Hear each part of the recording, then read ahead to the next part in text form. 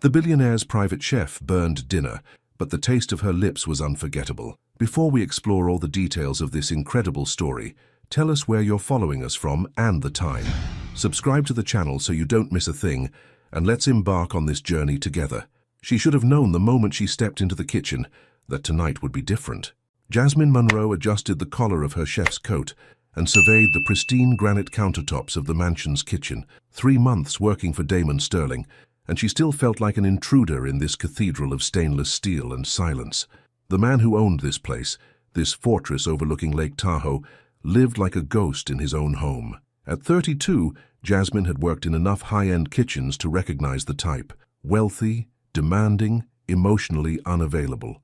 But Damon was different. He didn't just want perfection, he expected it without acknowledgement, consumed it without gratitude, and disappeared before she could even gauge his reaction. Tonight's menu was ambitious: seared duck breast with blackberry gastrique, truffle risotto, and honey lavender creme brulee. Each dish calculated to impress, each flavor carefully orchestrated. Jasmine had learned that Damon Sterling, 39-year-old investment mogul, appreciated precision above all else. The kitchen timer chimed, pulling her from her thoughts. She opened the oven door and immediately felt her stomach drop. The duck breast, perfectly pink just minutes ago, now bore the telltale signs of overcooking. The edges were darker than they should be, the skin slightly charred. "No, no, no," she whispered, pulling the pan from the oven with shaking hands. In the silence of the mansion, her heartbeat thundered in her ears. 3 months of flawless service, and now this. She stared at the ruined centerpiece of what was supposed to be another perfect meal, her mind racing through options.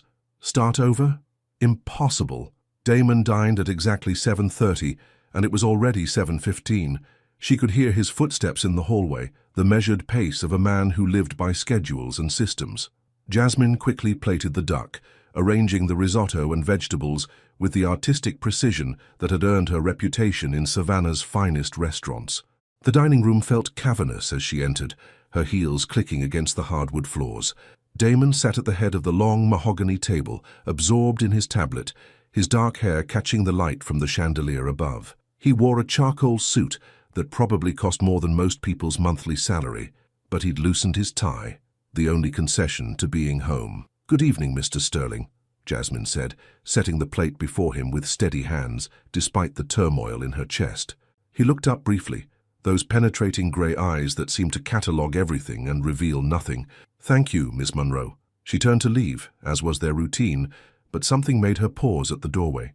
Maybe it was the weight of her own disappointment, or maybe it was the way the lamplight softened his usually stern features. "It's not what was on the menu," she said quietly, the words escaping before she could stop them.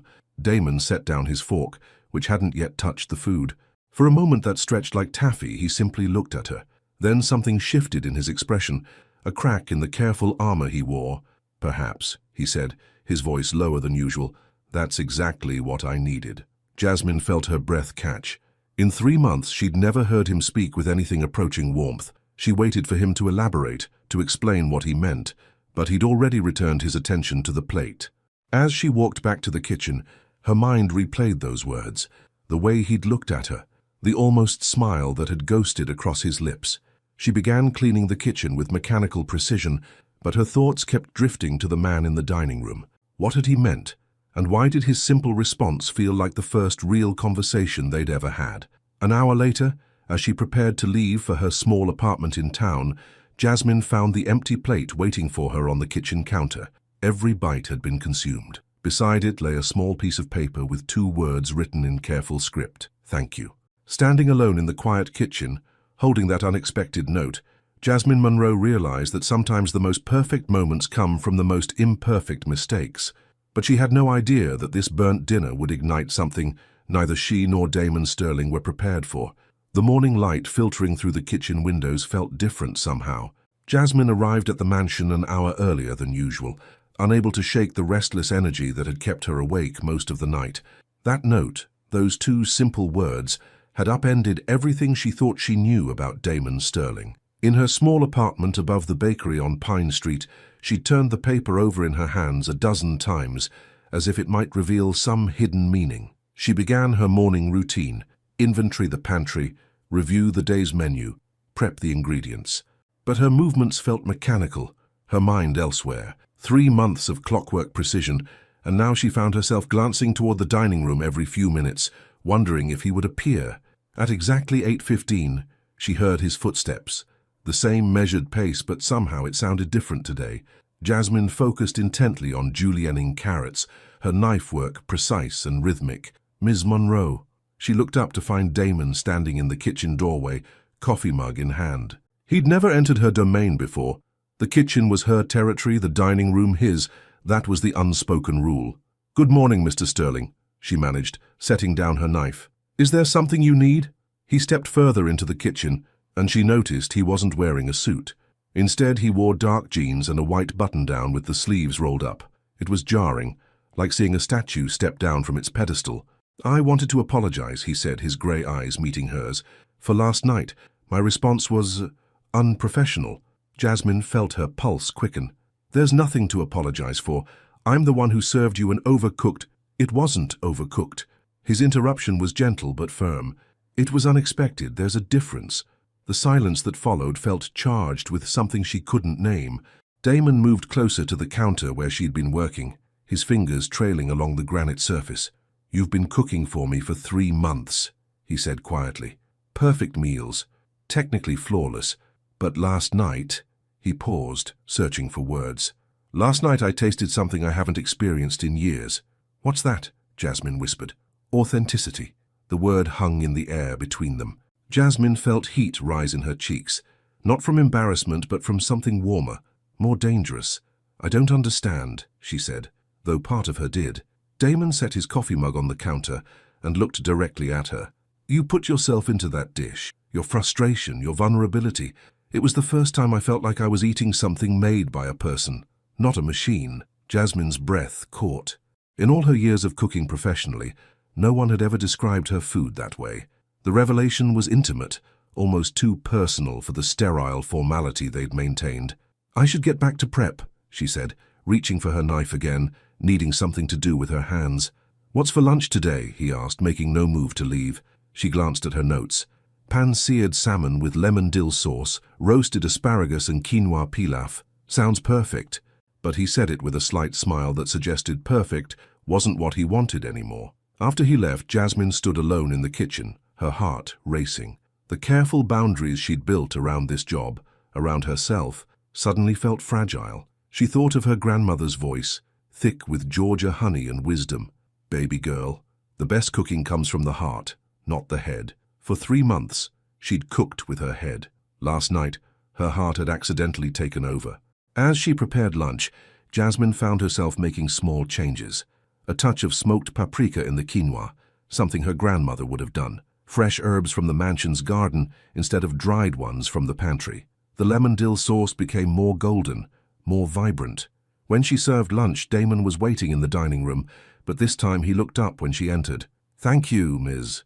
Monroe," he said, and there was something in his voice that made her name sound different in his mouth. "You're welcome," she replied, and for the first time, she lingered just a moment longer than necessary. Walking back to the kitchen, Jasmine realized that the careful choreography of their days had shifted. The question was whether they were brave enough to learn new steps. But as she heard the first appreciative murmur from the dining room, she couldn't help but wonder, what would happen if she stopped playing it safe altogether? The delivery truck arrived during the afternoon thunderstorm, and everything went wrong from there. Jasmine stood in the mansion's grand foyer, water dripping from her hair onto the marble floor, staring at boxes of spoiled seafood. The refrigerated truck had broken down somewhere outside Reno, and what was supposed to be tonight's centerpiece, fresh Pacific halibut, now looked like something that belonged in a garbage disposal. "Ma'am, I'm really sorry about this," the delivery driver said, his cap twisted nervously in his hands. "Company's going to make it right, but it'll be Tuesday before we can get you a replacement order." Tuesday, 3 days away. Tonight's dinner was supposed to be special. Damon had mentioned a business associate joining them, someone important enough that he'd actually requested the menu in advance. After the driver left, Jasmine stood alone with her disaster, rain pelting the windows like an accusation. In Savannah, she would have improvised, would have known exactly which corner market carried the best substitute ingredients. But here, in this pristine bubble overlooking the lake, she felt lost. Problem? She turned to find Damon emerging from his study, concern creasing his brow.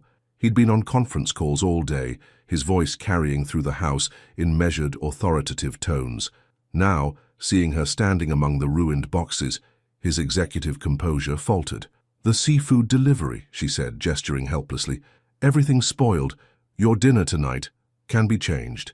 His response was immediate, surprising her. "It's just food, Jasmine."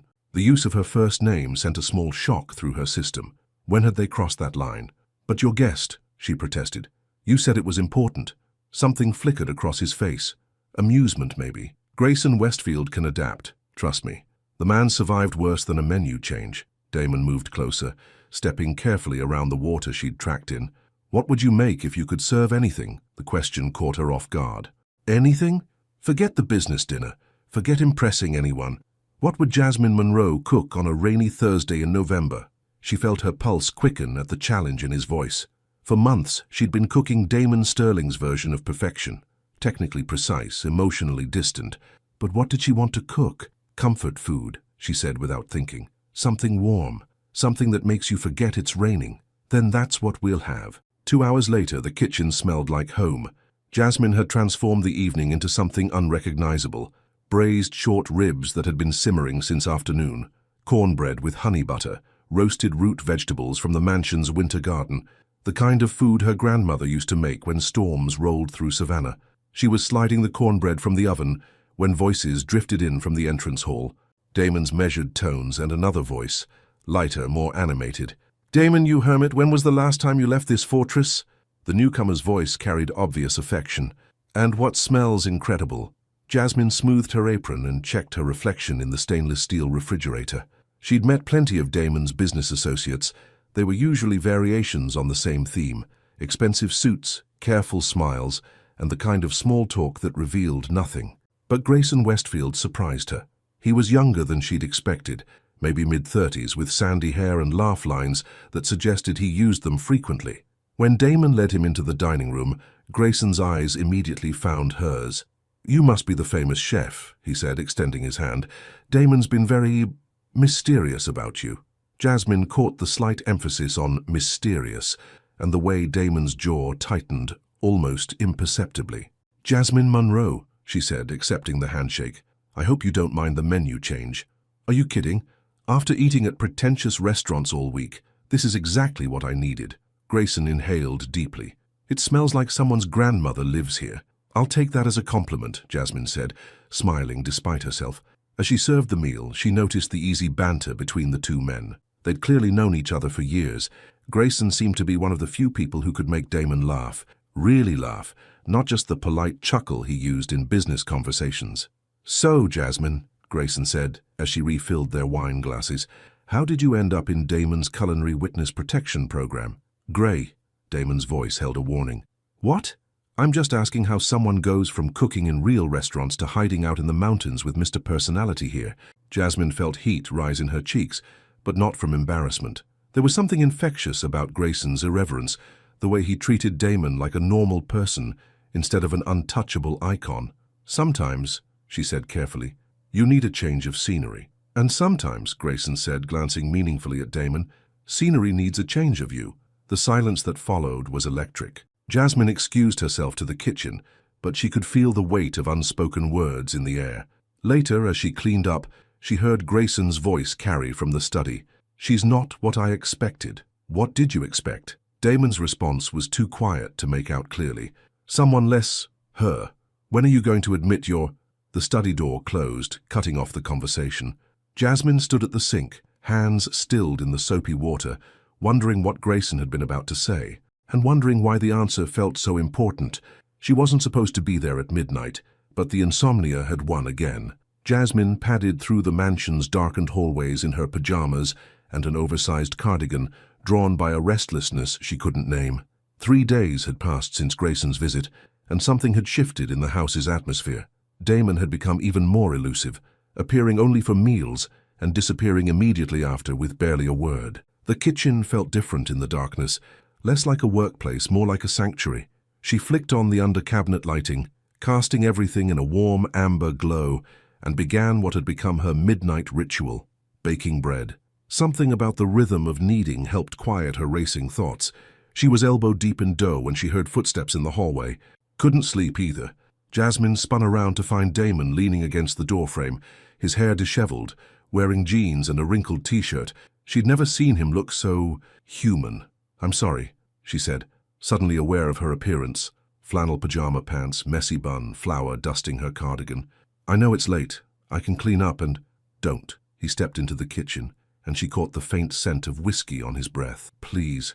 It's nice to not be alone." The vulnerability in his voice stopped her protests. She watched as he moved to the coffee maker, his movements less precise than usual, more organic. "Bread at midnight?" he asked, gesturing to her work. "My grandmother's recipe for insomnia," Jasmine said, returning to her kneading. "She used to say that when your mind won't rest, your hands should work." "Smart woman." Damon leaned against the counter, coffee mug cradled in his hands. "What keeps you awake?" The question was unexpected, intimate in a way their previous conversations hadn't been. Jasmine considered deflecting, maintaining the professional distance they'd carefully constructed. Instead, she found herself answering honestly. "Change," she said simply. "I spent so many years following other people's recipes, other people's rules. When I finally got the courage to trust my own instincts." She shaped the dough into a ball, her movements gentle but purposeful. "Sometimes freedom is scarier than captivity." Damon was quiet for a long moment, studying her with those penetrating grey eyes. "What brought you here, Jasmine? Really?" She could feel him watching her hands as she worked, and something about the darkness, the whiskey-softened edges of his voice made honesty feel safer. "I was supposed to marry someone," she said quietly. "Brennan Carmichael, another chef. Everyone said we were perfect together. Same background, same goals, same perfectly planned future. But perfect isn't the same as right." She began shaping the dough for its first rise. 3 weeks before the wedding, I realized I was more excited about the menu than the marriage, so I called it off, sold everything I owned, and drove west until I ran out of money, and ended up here. She looked up at him, surprised to find something like understanding in his expression. "What about you? What keeps the great Damon Sterling awake at 3 in the morning?" A shadow crossed his face. "The same thing, probably. The difference between perfect and right." He moved closer to where she was working, close enough that she could feel the warmth radiating from his body. "Can I help?" Jasmine blinked, startled. "So you want to help me bake bread? I want to do something with my hands that isn't about profit margins or market projections." He rolled up his sleeves, revealing forearms that were stronger than his expensive suit suggested. "Teach me." For the next hour, they worked in comfortable silence. Jasmine showed him how to knead without overworking the dough, how to feel when the texture was right.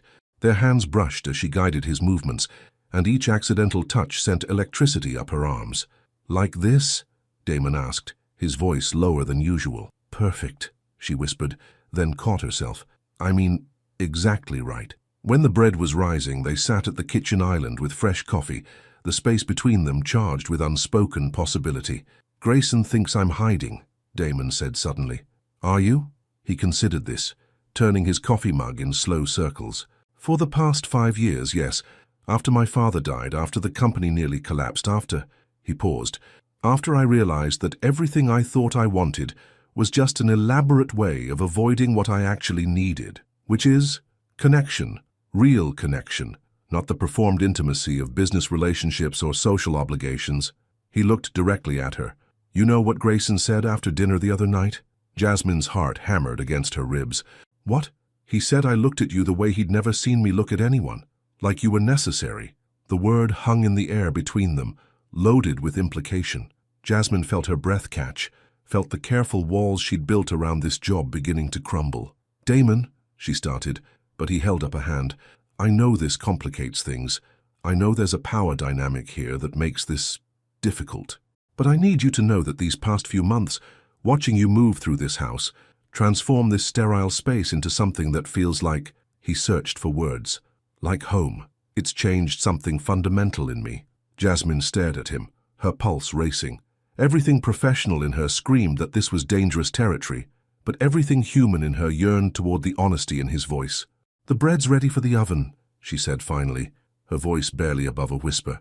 They stood together, and as she opened the oven door, Damon moved behind her to help slide the loaf pan in. For a moment, they were pressed close together, his chest against her back, his hands covering hers on the pan. Neither of them moved away. "Jasmine," he said softly, her name a question on his lips. She turned in the circle of his arms, and suddenly they were face to face, breathing the same air, balanced on the edge of something that would change everything. But before either could speak, the oven timer chose that moment to chime for preheating, shattering the spell. They stepped apart, the moment broken but not forgotten. "I should let you get some sleep," Damon said, but his eyes never left her face. "Yes," she agreed, though sleep was the last thing on her mind. As he reached the kitchen doorway, he turned back. "Jasmine, tomorrow night, would you like to have dinner with me? Not as my chef, just with me." Her answer came without hesitation, surprising them both. Yes.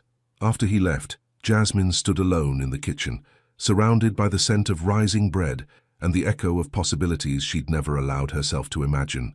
Tomorrow night, everything would change. The question was she brave enough to let it? The day stretched like taffy, each hour slower than the last. Jasmine had changed clothes 3 times before settling on a simple black dress that walked the line between casual and elegant. It wasn't too formal for dinner, but it made her feel confident, like the woman she'd been before she started hiding behind chef's coats and professional boundaries. All day, she and Damon had moved around each other with careful choreography, maintaining their usual routines while electricity crackled beneath the surface. He'd appeared for breakfast as always, but his good morning carried new weight. She'd served lunch with steady hands, but when he'd said "Thank you, Jasmine," her name had sounded different in his mouth, intimate, precious. Now at 6:30, she stood in her small apartment above Celestine's bakery, staring at her reflection and wondering what she was walking into. Her phone buzzed with a text from her sister Noelle in Atlanta. "How's the hermit billionaire treating you?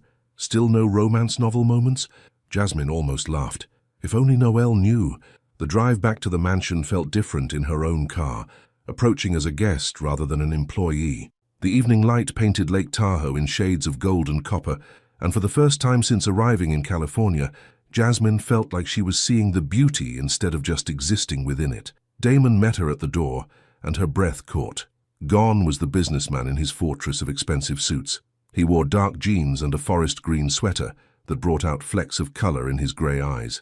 His hair was slightly mussed, as if he'd been running his hands through it, and something about his nervousness made her own anxiety settle. "You came," he said, as if he'd genuinely doubted she would. "Did you think I wouldn't? I thought you might come to your senses." His smile was self-deprecating. "Realized this was a terrible idea." "Is it?" Jasmine asked. "A terrible idea?" "Probably." He stepped aside to let her in. "But I've spent 5 years making sensible decisions, and I'm not sure they've made me particularly happy." The mansion felt different tonight, warmer somehow, despite the December chill outside. Jasmine noticed details she'd missed before: fresh flowers on the hall table, soft jazz playing from hidden speakers, the scent of something delicious drifting from the kitchen. "You cooked?" she asked, surprised. "I tried." Damon looked embarrassed. "It seemed wrong to ask you to cook for your own, whatever this is." "Date," Jasmine said softly. "You can say it. It's a date." The word hung between them, making everything real. They walked to the kitchen together, and Jasmine had to bite back a smile. The usually pristine space looked like a tornado had hit it. Flour dusted the counters, multiple pots soaked in the sink, and something that might have once been vegetables lay charred in a pan. "It's not going well," Damon admitted, gesturing helplessly at the chaos. "I can negotiate million-dollar deals, but apparently I cannot successfully sauté mushrooms." Jasmine laughed, really laughed, for the first time in months. "What were you trying to make?" "Chicken marsala. I found a recipe online. It looked simple." He picked up a wooden spoon, examining it like it had personally betrayed him. "I think I may have overestimated my abilities." "Or underestimated mushrooms," Jasmine said, moving to survey the damage. "They're trickier than they look. Can it be saved?" She looked at him, this powerful man who controlled millions of dollars but was defeated by dinner, and felt something shift in her chest. This wasn't the polished Damon Sterling the world saw. This was just Damon. "Not the marsala," she said gently, "but the evening. Definitely." They ended up ordering pizza from a place in town, eating it straight from the box while sitting on the floor of his living room in front of the fireplace. It should have felt like failure, but instead it felt like freedom. "Tell me about Savannah," Damon said, reaching for another slice. "What was it like growing up there?" Jasmine curled her legs under her, wine making her feel loose and honest. Loud. My grandmother's house was always full of people, neighbors dropping by, cousins visiting, someone always stirring something on the stove. Food was love language, you know. Every emotion had a corresponding dish. That sounds, he paused, searching for words, overwhelming. Sometimes, but also warm. Safe. She studied his profile in the firelight. What about you? What was this place like when you were growing up? Empty. The word came out harder than he'd intended. My parents traveled constantly. When they were here, they entertained, business dinners, charity galas, all very proper and cold. I spent most of my childhood with nannies and tutors. That sounds lonely. It was educational, Damon said carefully. I learned early how to be self-sufficient. Self-sufficient, Jasmine repeated. Is that what you call it? He looked at her sharply, but there was no judgment in her expression, only curiosity. What would you call it? He asked. Lonely, she said simply, just with better vocabulary. The honesty in her voice cracked something open in his chest. He set down his wineglass and turned to face her fully. Jasmine, I need you to know something. Tonight, these past few months, it's not just about wanting someone around. I've had people around, staff, colleagues, women who were perfectly suitable. He paused, struggling with words. But with you, it's different. When you're in a room, I can breathe better. When you're not, the house feels like a mausoleum again. Jasmine felt tears prick her eyes. Damon, I know this complicates your job. I know it puts you in an impossible position. If you want to leave, find something else. I'll understand. I'll help you. But I needed you to know that you've given me something I didn't even realize I was missing. She looked at him. Really looked. Seeing past the careful control to the vulnerability underneath. This man who had everything money could buy, but had been starving for the one thing it couldn't purchase. Genuine connection. What if I don't want to leave? She asked quietly. Then we figure it out, he said. Together. The space between them on the carpet seemed to shrink. Jasmine found herself leaning forward, drawn by the warmth in his eyes, the promise in his voice. Damon, she whispered. Yes? I'm scared. So am I. But I'm more scared of walking away than staying. He reached out slowly, giving her time to pull back, and cupped her face in his hands. His thumbs traced gentle circles on her cheekbones. Then stay, he murmured. Please stay. When he kissed her, it was nothing like she'd imagined. Soft at first, questioning, then deeper as she responded. He tasted like wine and possibility, and when they finally broke apart, both were breathing hard. Well, Jasmine said, her forehead resting against his, I guess we're figuring it out. I guess we are, Damon agreed, and for the first time since she'd known him, his smile was completely unguarded. Outside, snow began to fall on Lake Tahoe, but inside by the fire, two people who had been carefully alone discovered what it meant to be recklessly together, and neither of them had ever tasted anything sweeter. Morning came with complications neither of them had anticipated. Jasmine woke in her own apartment, but the taste of Damon's kiss still lingered on her lips. They'd agreed she should go home. Too much, too fast. But now, driving back to the mansion for work, she felt the weight of uncertainty pressing against her chest. What were the rules now? How did you navigate professional boundaries when you'd crossed every personal one? She found her answer in the kitchen doorway, where Damon stood with 2 cups of coffee and an expression she couldn't read. Good morning, he said carefully, offering her a mug. Good morning, she replied, accepting it with fingers that barely brushed his. They stood there for a moment, the air thick with everything unsaid. Last night felt like a dream. The firelight, the confessions, the way he'd looked at her like she was the answer to a question he'd been asking his whole life. About last night, Damon began. Jasmine's stomach dropped. Here it came. The morning after regret, the return to professional distance, the careful rebuilding of walls. I don't want you to think I'm taking advantage of the situation, he continued. Your job, your position here, nothing changes unless you want it to. Relief flooded through her, followed quickly by something that might have been disappointment. Nothing changes. I mean, he set down his coffee cup, running a hand through his hair. God, I'm handling this badly. What I'm trying to say is that I don't want you to feel pressured. We can pretend it didn't happen if that's what you need. And if it's not what I need? The question hung between them like a bridge neither was sure they should cross. Before Damon could answer, the doorbell rang, echoing through the mansion like a gunshot. They both froze, the spell broken by the intrusion of the outside world. I should get that, Damon said, but he didn't move. You should, Jasmine agreed, but she didn't step away. The bell rang again, more insistent this time, followed by the sound of someone pounding on the door. "Damon, open up, you antisocial hermit." Grayson's voice carried through the house, and Jasmine saw something close to panic flash across Damon's features. "He can't see you," Damon said urgently. "Not like this. He'll know something's changed." So he'll never let it go. Trust me, Grayson has opinions about my personal life, and he's not shy about sharing them. The pounding intensified. "I know you're in there. Your car's in the driveway." Jasmine almost smiled at the absurdity of it. A billionaire businessman hiding from his best friend like a teenager caught sneaking out. "Go," she said. "I'll start breakfast. Act normal." "Normal," Damon repeated as if he'd forgotten what the word meant.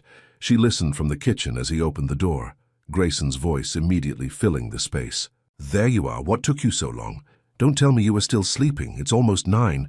"I was in my study," Damon said smoothly. "Working." "Of course you were.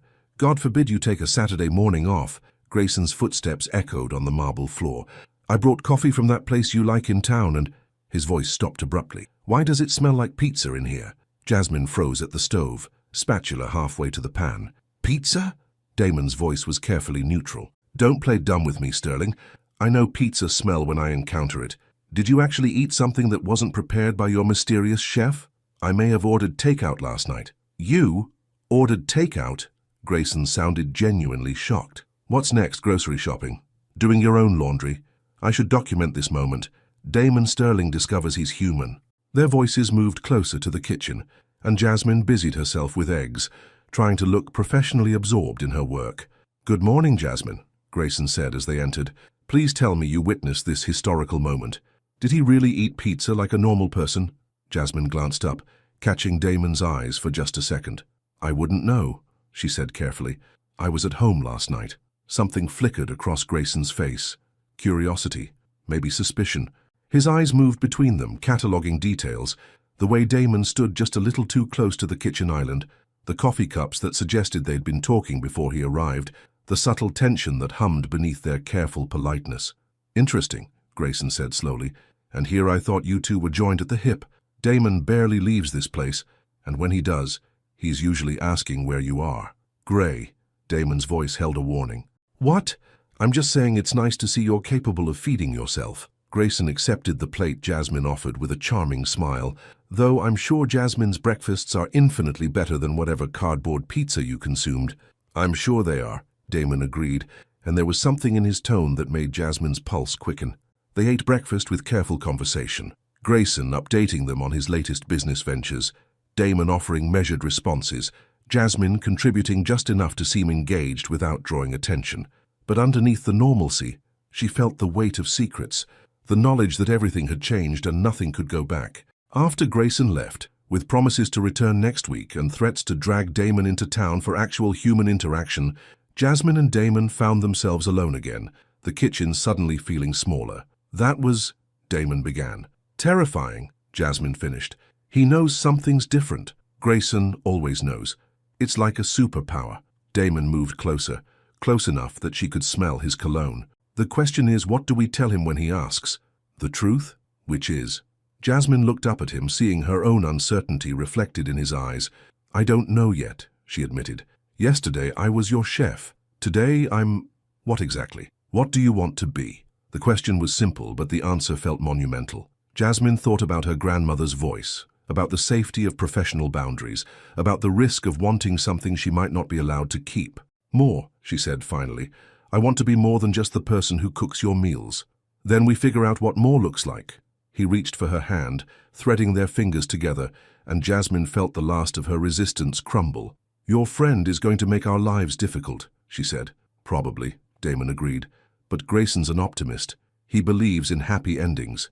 "Do you?" Damon brought her hand to his lips, pressing a soft kiss to her knuckles. "I'm starting to." Outside, the snow that had begun the night before continued to fall, blanketing the world in pristine white. Inside, two people who had been carefully circling each other finally stopped pretending they weren't falling. But as Jasmine looked out at the winter landscape, she couldn't shake the feeling that the real challenges were just beginning. Some things, after all, were easier to start than to sustain. The phone call came on a Tuesday that had started like any other, and shattered everything. Jasmine was preparing lunch when her phone buzzed against the marble counter. Unknown number, Atlanta area code. She almost ignored it, Telemarketers had been finding her more frequently since she'd moved, but something made her answer. Jasmine Monroe? Yes? This is Cordelia Washington from Mercy General Hospital. I'm calling about your grandmother, Magnolia Monroe. You're listed as her emergency contact. The wooden spoon clattered to the floor. What happened? Jasmine's voice came out strangled. She had a stroke this morning. She's stable now, but... The nurse's voice was professionally gentle. Ms. Monroe, you should come home.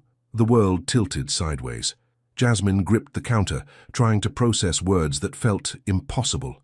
Her grandmother, fierce, invincible Magnolia Monroe, had always seemed eternal, like the oak trees in Forsyth Park. How bad? She whispered.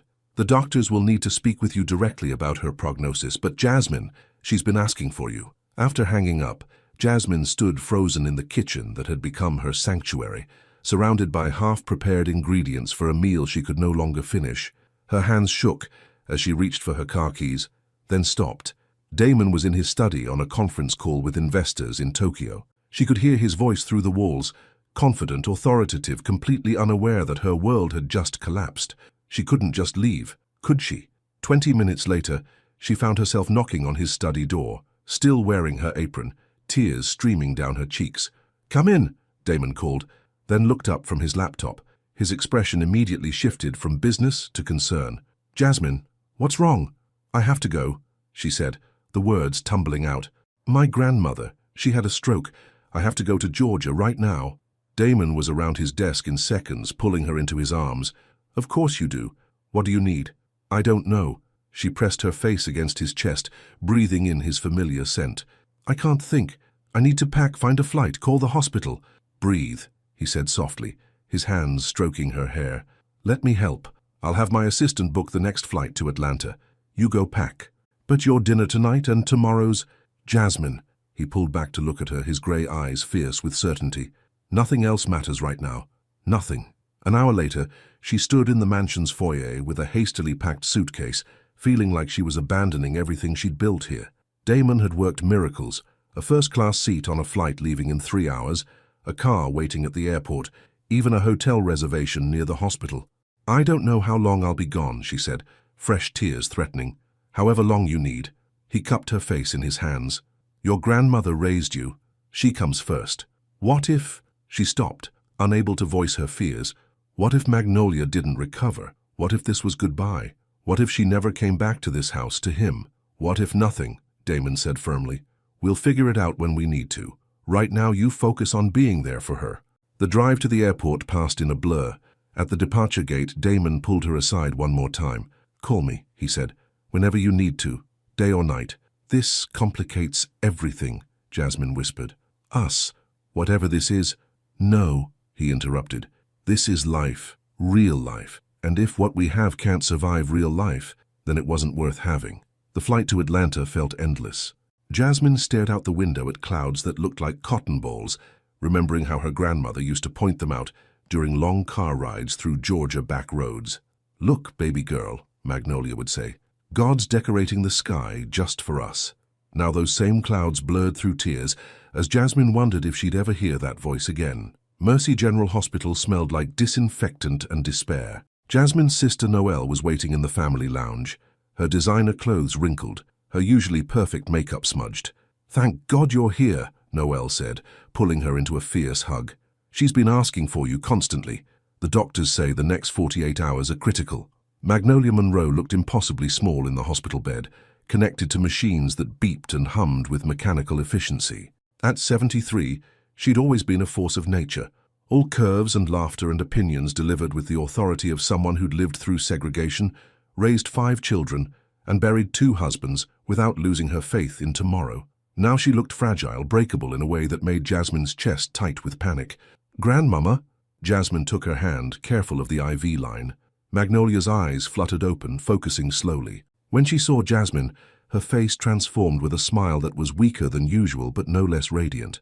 "There's my baby girl," she whispered, her voice slurred but determined. "Knew you'd come." "Of course I came. Wild horses couldn't keep me away. How's California treating you? You eating enough? You look thin."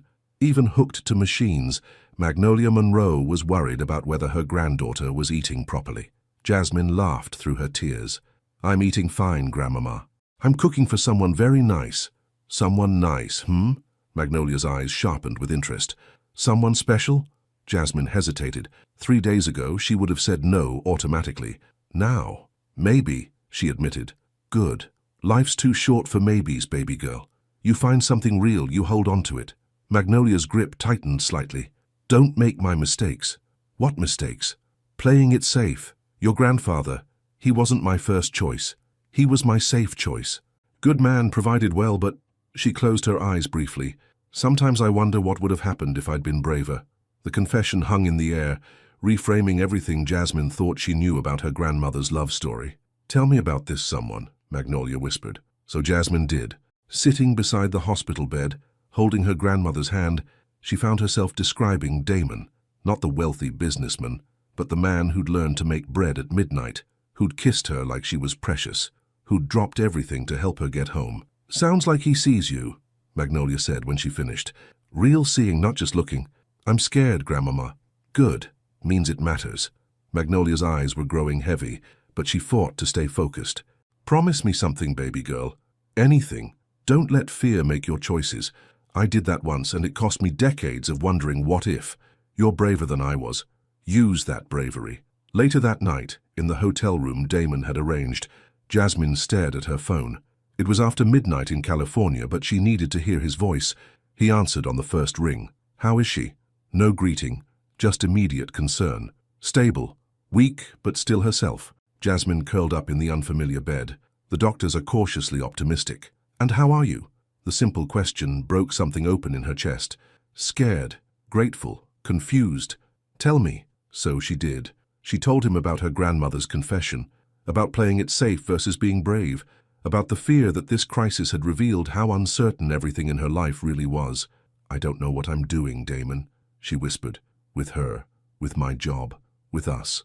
I feel like I'm standing at a crossroads, and every direction looks terrifying. Maybe that's the point, he said softly. Maybe the best things in life are supposed to be a little terrifying. Is that what this is? Us, I mean. One of the best things? The pause stretched across 3,000 miles. Yes, he said finally. I think it might be. After they hung up, Jasmine lay in the darkness, thinking about choices and chances, about grandmothers who played it safe, and men who called after midnight to check on your heart. Outside her window, Atlanta hummed with familiar rhythms, but for the first time since leaving California, she found herself homesick for a place she'd never thought of as home.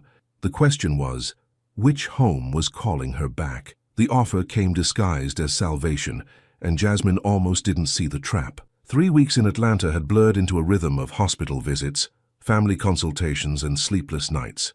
Magnolia was improving, slowly but steadily, and the doctors were finally using words like recovery instead of waiting to see. But improvement came with its own complications. She's going to need full-time care for at least 6 months, Dr. Hawthorne explained during their latest meeting. Physical therapy, occupational therapy, someone to help with daily activities. The stroke affected her left side significantly. Jasmine sat in the sterile conference room, processing information that felt like puzzle pieces she couldn't quite fit together. Noelle had already made it clear that her marketing agency couldn't spare her for extended caregiving. Their cousins were scattered across 3 states, busy with their own lives. There are excellent facilities, the doctor continued, but I understand from your grandmother that she'd prefer to recover at home. Home. Magnolia's shotgun house in the Victorian district, with its steep front steps and narrow hallways that would be impossible to navigate with a walker. The place where Jasmine had learned to cook, where every room held memories flavored with love and cayenne pepper. I need to think about it, Jasmine said. That afternoon she sat on Magnolia's front porch, staring at the text she'd been drafting to Damon for an hour. How did you explain that your temporary absence might become permanent, that the job you'd never expected to love was slipping away like sand through your fingers? Her phone rang before she could finish the message. Brennan Carmichael appeared on the screen, a name she hadn't seen in 8 months. Hello, Brennan. Jasmine. God, it's good to hear your voice. Listen, I heard about your grandmother through the restaurant grapevine. How is she? Recovering? Slowly? Jasmine wasn't sure why she'd answered. Maybe loneliness, maybe curiosity about this voice from her old life. I'm so sorry. I know how much she means to you. Brennan's voice carried genuine sympathy. Listen, I have something that might interest you. Remember Evangeline Rousseau? She's opening a new place in Savannah, high-end Southern fusion, the kind of place food critics will kill for. She's looking for an executive chef. Jasmine's pulse quickened despite herself. Evangeline Rousseau was a legend in Southern cuisine, a James Beard winner who could make careers with a single opportunity. She asked specifically about you, Brennan continued. I may have mentioned that you were between opportunities. I'm not between opportunities, I have a job. Cooking for one person in the middle of nowhere. Jasmine, this is real. This is the break we always talked about. You could come home, take care of your grandmother, build the career you deserve, everything you've been working toward. After he hung up, Jasmine sat in the gathering dusk, her mind spinning. The opportunity was everything she'd dreamed of before her life took a left turn toward Lake Tahoe. Recognition, creativity, the chance to cook for people who understood food as art rather than fuel. But it would mean leaving Damon. The thought hit her like a physical blow. Somewhere in the past few months, he'd stopped being her employer and become... what exactly? She still couldn't name it, but she knew that the idea of never seeing him again felt like losing a limb. Her phone buzzed with a text. How are you holding up? Simple words, but they carried weight, concern, care, the promise that someone 3,000 miles away was thinking about her. She called him instead of texting back. I was just thinking about you, Damon said by way of greeting, and the warmth in his voice made her chest tight. Were you? Always.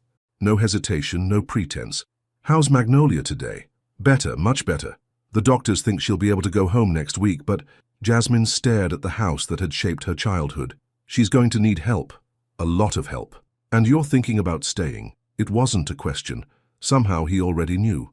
Someone offered me a job, she said quietly. Here in Savannah. A real job, the kind that could change everything. The silence stretched across the continent.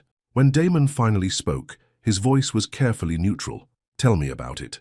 So she did, explaining about Evangeline Rousseau, about the restaurant that could launch her into the culinary stratosphere, about the chance to take care of her grandmother while building something meaningful.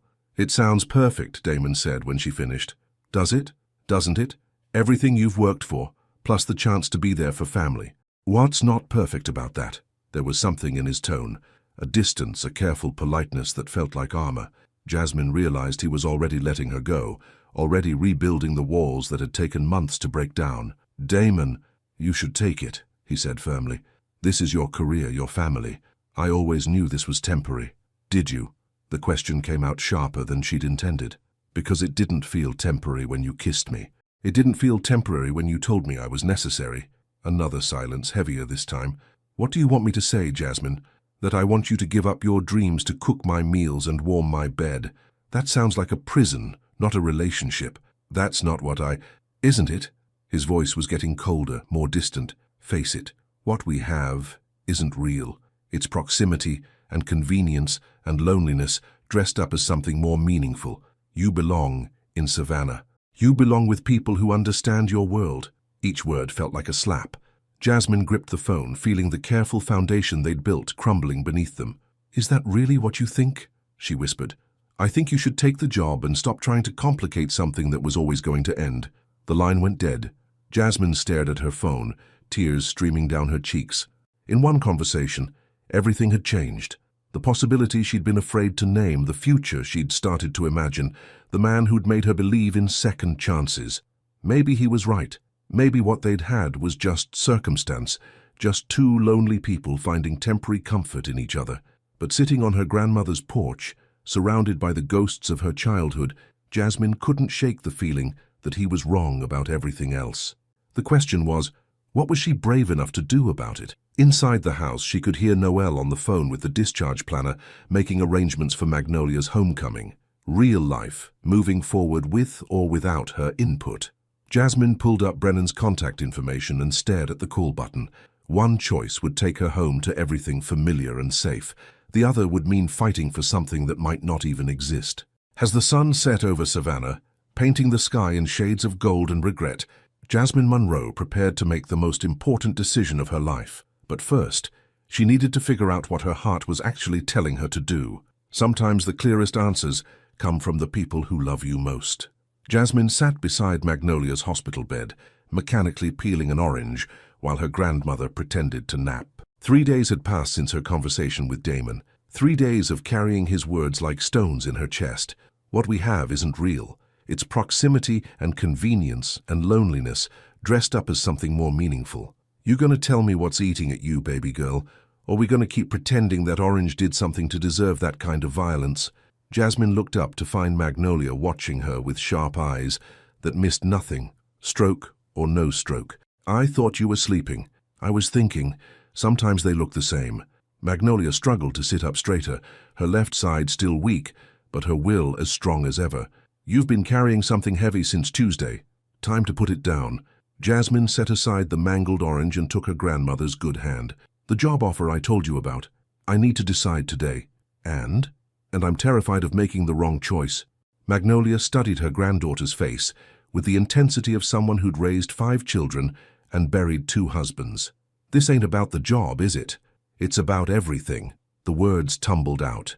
The opportunity with Evangeline Rousseau, the chance to finally build the career she'd always wanted, the responsibility to care for family, and underneath it all, the ache of missing someone who'd convinced himself their connection wasn't real. Tell me about him, Magnolia said when Jasmine finished. The real him, not the rich man or the boss or any of that surface stuff. Tell me about the man who makes you look like you've lost something precious. So Jasmine did. She told her grandmother about midnight bread making and burned dinners that led to perfect moments, about a man who lived in a fortress but let her see his vulnerabilities, about the way he'd dropped everything to help her get home and how he'd pushed her away when she needed him most. Sounds like he's scared, Magnolia said when she finished. Of what? Of wanting something he doesn't think he deserves, of being left, of caring more than the other person cares back. Magnolia's voice was gentle but firm. Men like that, they'd rather break their own hearts than risk having someone else do it. He said what we had wasn't real. And what do you say? Jasmine closed her eyes, remembering the weight of Damon's hands on her face, the way he'd looked at her like she was the answer to every question he'd never known how to ask. I say he's lying. To me, and to himself. Then what are you gonna do about it? Before Jasmine could answer, her phone rang. Grayson's name appeared on the screen, and her heart jumped into her throat. Jasmine, thank God you answered. Is everything okay? Damon's been impossible for days and he won't tell me why. My grandmother had a stroke. I'm in Atlanta. Oh shit, I'm sorry. Will she be okay? She's getting better. But Grayson, why are you calling me instead of him? A pause. Because he fired the replacement chef after 2 days, he's been living on takeout and bad coffee, and yesterday I found him staring at his phone like it had personally betrayed him. What happened between you two? Jasmine glanced at her grandmother, who was listening with unabashed interest. It's complicated. Uncomplicated. Look, I've known Damon for 15 years, and I've never seen him care about someone the way he cares about you. Whatever he said, whatever happened, he's miserable without you. He told me what we had wasn't real. And you believed him? Grayson's voice was incredulous. Jasmine, the man bought a piano. What? A piano. A baby grand. Had it delivered Tuesday morning. When I asked him why, he said he wanted music in the house. Music, Jasmine. The man who thinks silence is a virtue suddenly wants music.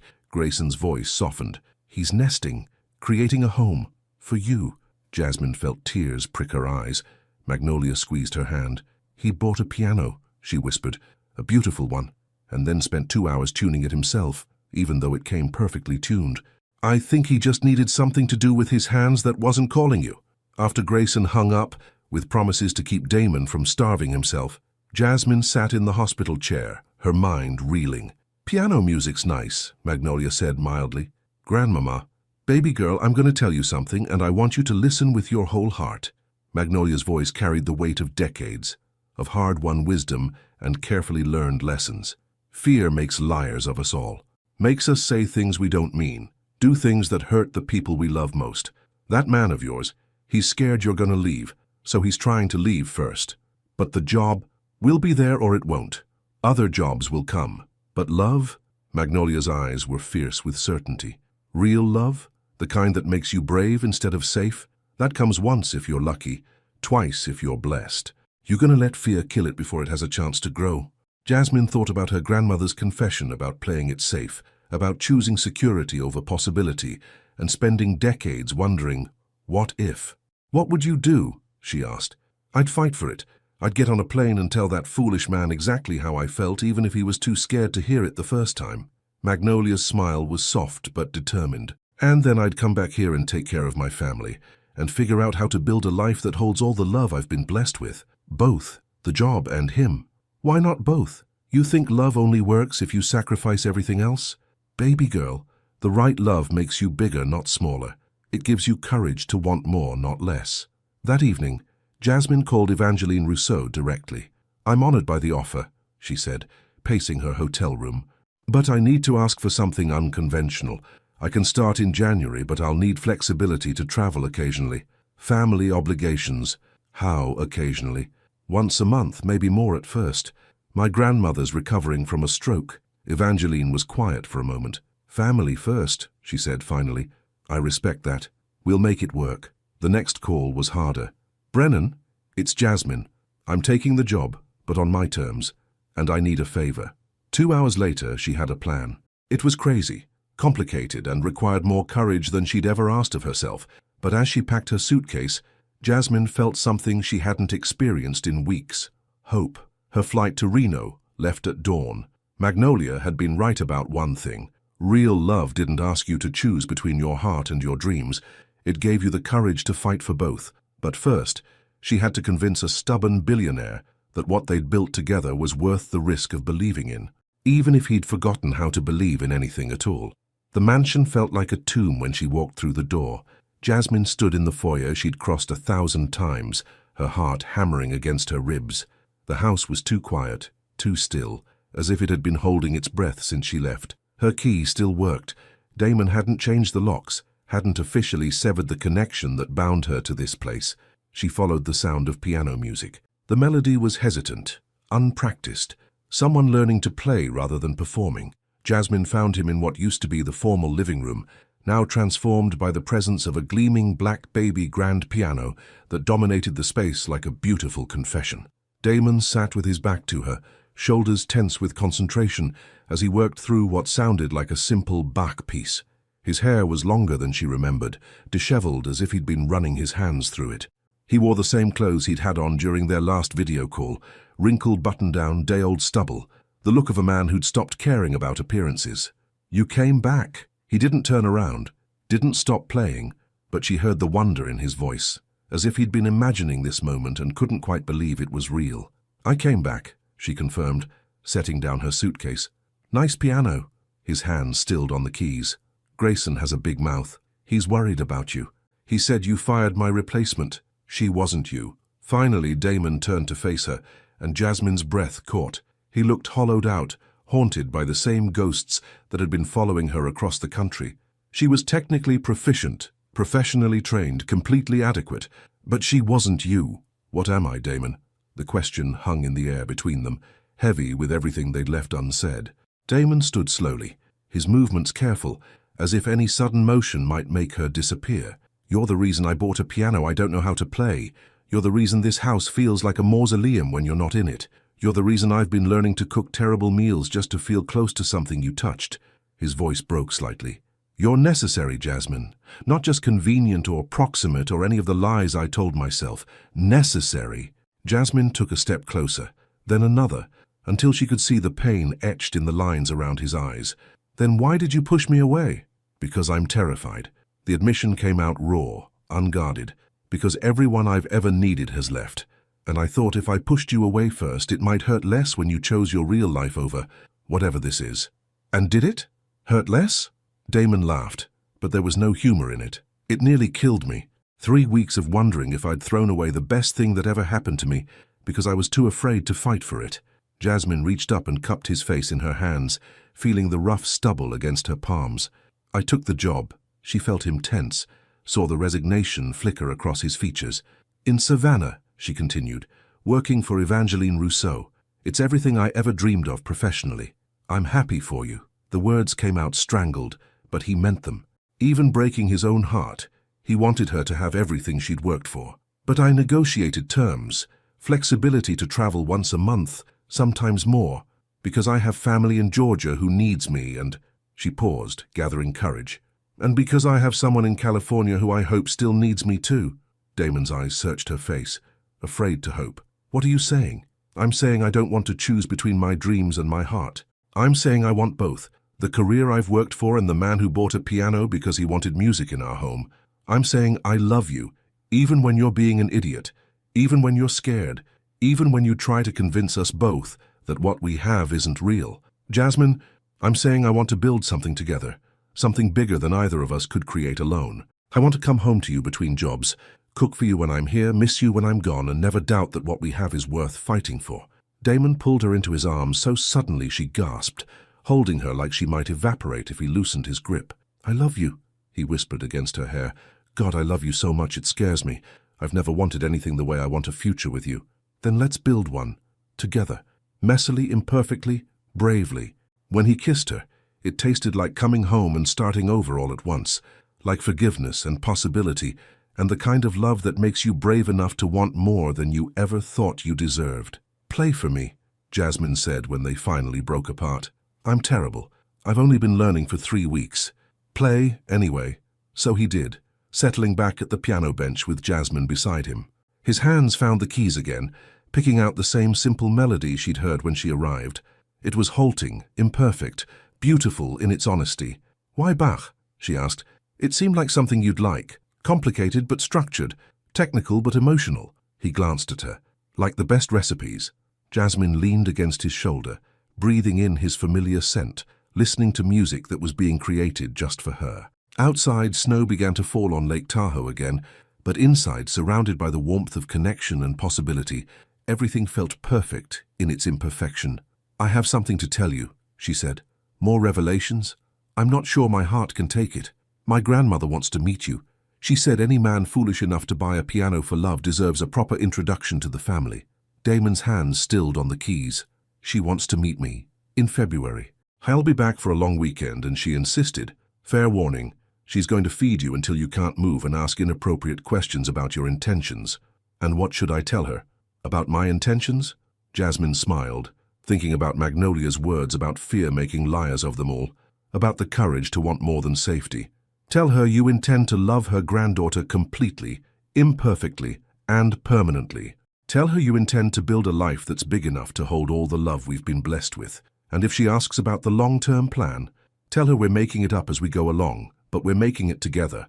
Damon turned on the bench to face her fully, his grey eyes serious but no longer afraid. Jasmine Monroe, will you help me figure out how to build a life worth living? Damon Sterling, I thought you'd never ask.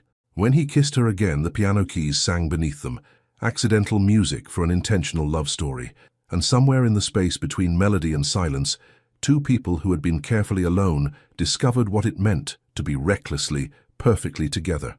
The recipe, it turned out, was simpler than either had imagined, equal parts courage and vulnerability, seasoned with laughter and served with the kind of trust that only comes from knowing someone will stay, even when staying is scary.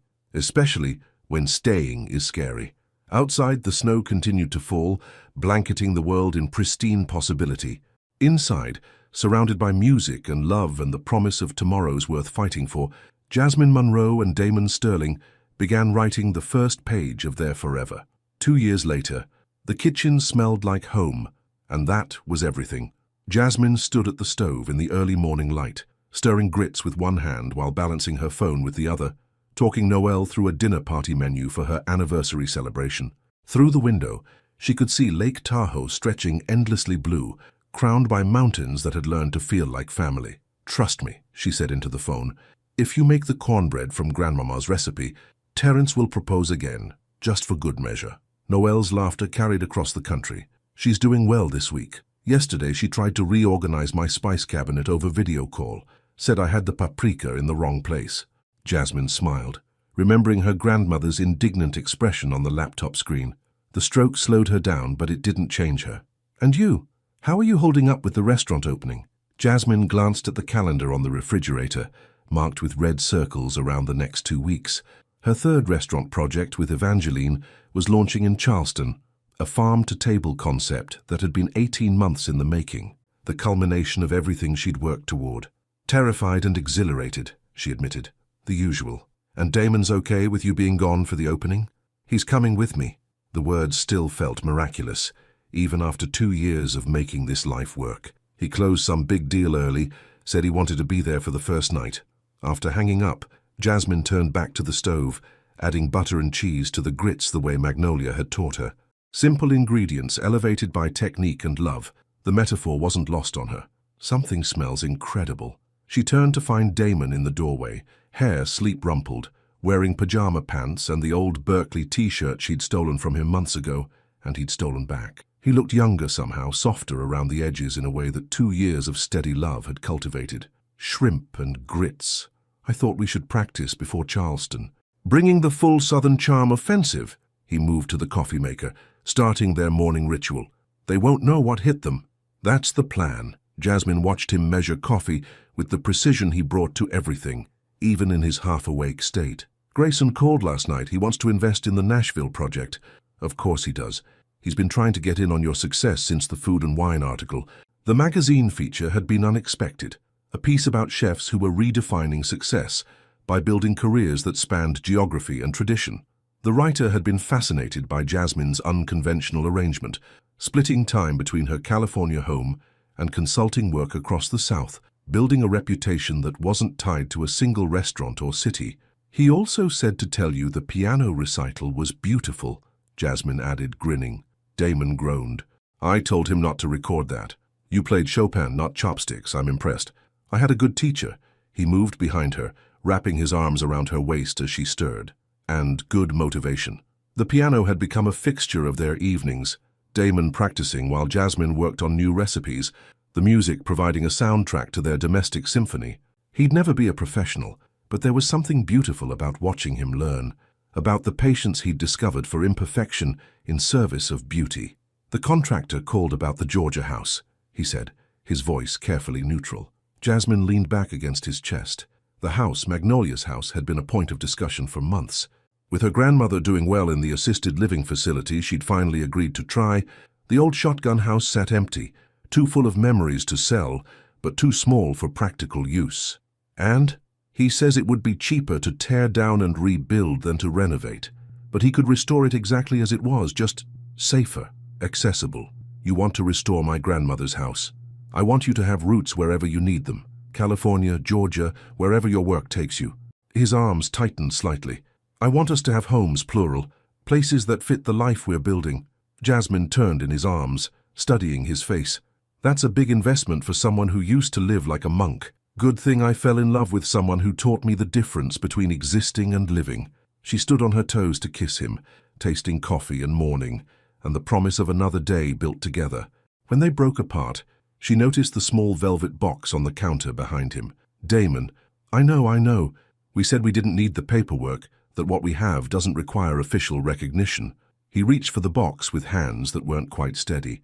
But then I realized I wanted to say it anyway, in front of everyone who matters. I want to promise you publicly and permanently that I'm choosing this, choosing us, every day for the rest of my life. He opened the box to reveal a simple platinum band, set with a stone that caught the morning light, and threw it back in rainbow fragments. It's not a diamond, he said quickly. It's a sapphire from Montana, because you said you wanted something with a story instead of just a price tag. Jasmine stared at the ring, beautiful in its uniqueness, chosen with the kind of care that spoke to how well he knew her, how much attention he paid to the things she valued. Ask me, she whispered. Jasmine Monroe, will you marry me? Will you let me spend the rest of my life learning to deserve the happiness you've given me? Will you help me build a love story that's bigger than both of us individually? Yes, she said, laughing through tears she hadn't expected. Yes to all of it. The ring fit perfectly, which shouldn't have surprised her. Damon planned everything with meticulous care, including proposals that happened in kitchens over breakfast, surrounded by the ordinary magic of their daily life. Grandmama's going to want to plan the wedding, Jasmine warned. I'm counting on it. Someone should know what they're doing. Later, as they sat on the deck overlooking the lake, sharing breakfast and making lists of people to call, Jasmine marveled at how love had transformed everything. Not just her relationship with Damon, but her relationship with herself. The confidence to build a career on her own terms, the courage to want both roots and wings, the faith that love could be strong enough to span distance and difference. Her phone buzzed with a text from Magnolia. How's my baby girl this morning? Jasmine looked at the ring on her finger, at Damon sketching renovation plans for a house 3,000 miles away. Add the life they'd built through a combination of stubbornness and grace. Getting married, Grandmama. Finally found someone brave enough to love me properly. The response came immediately. About time. That boy's been ready since the day he bought that piano. When's the wedding? We just got engaged 5 minutes ago. 5 minutes is plenty of time to start planning. I'll call the church. Jasmine showed Damon the messages, and his laughter carried across the water, mixing with the sound of birds and gentle waves and the promise of a future they'd write together. Sometimes the best recipes were the ones you improvised, adding ingredients as you discovered what the dish needed to become something extraordinary. Love, it turned out, worked the same way. Equal parts planning and spontaneity, tradition and innovation, individual flavor and perfect harmony. And sometimes, if you were very lucky, you found someone willing to spend a lifetime perfecting the recipe with you. What would you have done in Jasmine's place? Would you have had the courage to fight for love that required building a completely new kind of life? And if you found yourself at a crossroads between security and possibility, which path would you choose? And why? What lesson from this story resonates most with your own journey toward building a life that holds all the love you've been blessed with? Your participation in this channel is very important to us. Please leave your thoughts in the comments. Thank you so much for watching until the end. If you enjoyed this story, don't forget to subscribe to the channel, leave a like, and comment your thoughts. Your participation is very important to us. See you next time.